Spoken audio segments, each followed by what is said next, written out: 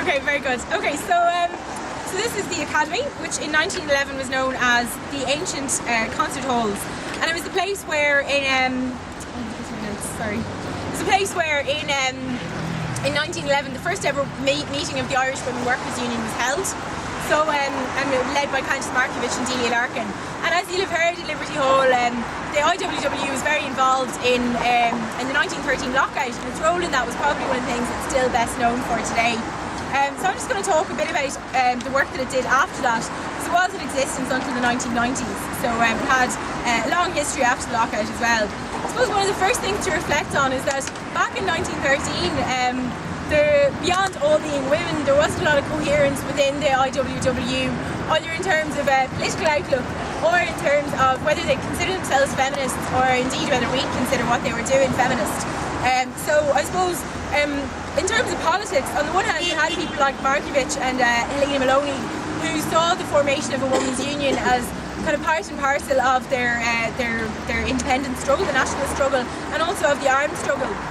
But on the other, you had people like Louis Bennett, who, as well as not being particularly nationalist in their outlook, were certainly avowed pacifists. Louis Bennett went on to lead the union after Delia Larkin. So, like, her role really shows the kind of political divisions that were there within the union. And then on the other hand, in terms of whether or not it was a feminist organisation at the time, beyond representing the rights of women in the workplace, there wasn't really a very strong sense that certainly Delia Larkin and others felt that the woman's correct place was within the workplace. It was seen as a necessary evil because of the economic conditions of the time, but not particularly something to be encouraged, both because it wasn't seen as particularly good for women, but also because it was seen as something that took a job away from an unemployed man. So the idea that there would be, particularly for married women, that there would be two incomes within a household was seen as very unfair to other working class people. So there was certainly that ambiguity at the start of the IWW. So I suppose because of that, the first struggles of the union very much focused on rights within the workplace, rather than thinking that the broader kind of broader social role of women was particularly important to their work. So one example was the campaign which Louis Bennett led to get women within the printing industry recognised as apprentices.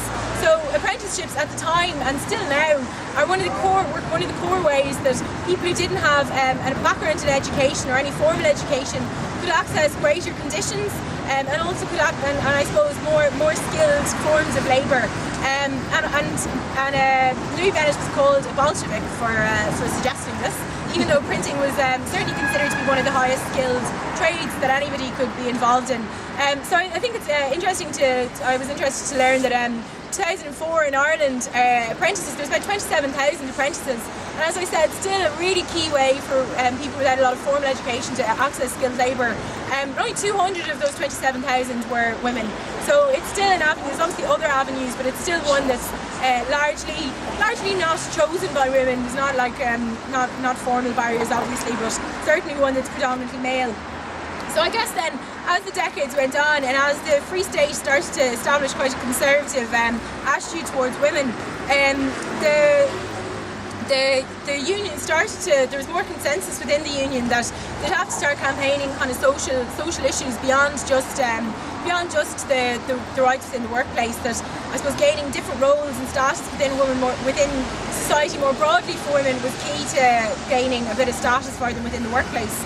And one of the core issues that they took on in the 1930s was campaigning on the Constitution.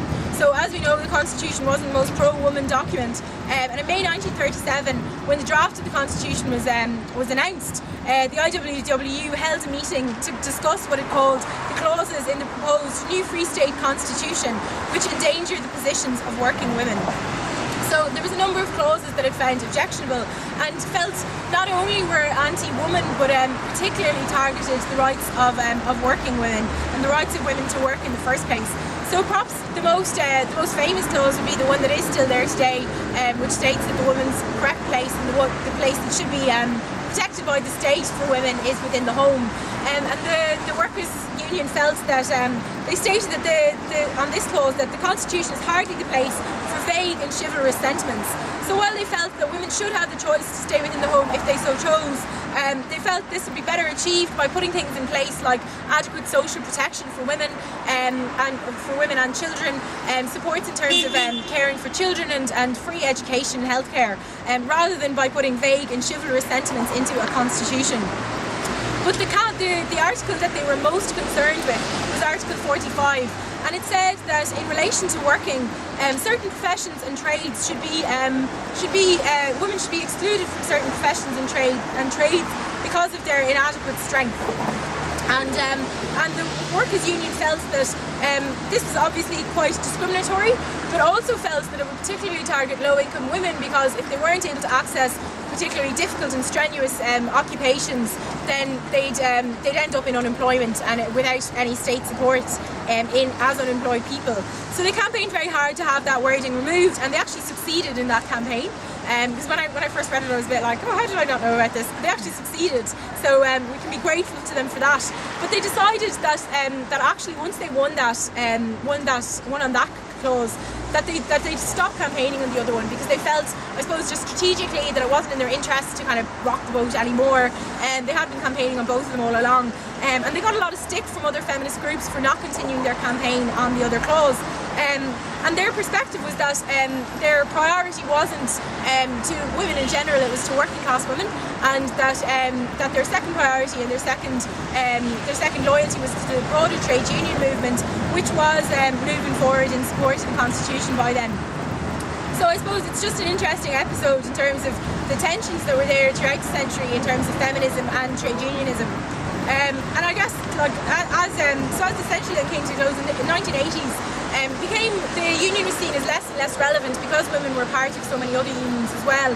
And the first discussion started to take place on whether there was still a role for an all-female union. So in 1983, the first women's conference at the Irish Congress of Trade Union was held, and it discussed for the first time a strategy to amalgamate, which eventually kind of came into force in 1994. But at the 1983 conference, there was a lot of scepticism, I suppose, about whether this strategy would work, not just in terms of women's rights in the workplace, but in terms of the role that women could play within trade unions. And there was one woman said at the conference that if within the next 5 years the women attending this conference are not moving within their own unions, becoming shop stewards, branch secretaries, and contesting elections for executive positions, that the conference will have failed. So the strategy to amalgamate will have failed. And I suppose given the overwhelmingly male leadership of our trade unions today, it's questionable whether or not that objective was not questionable. It just didn't happen. So yeah, so that's it. Thank you.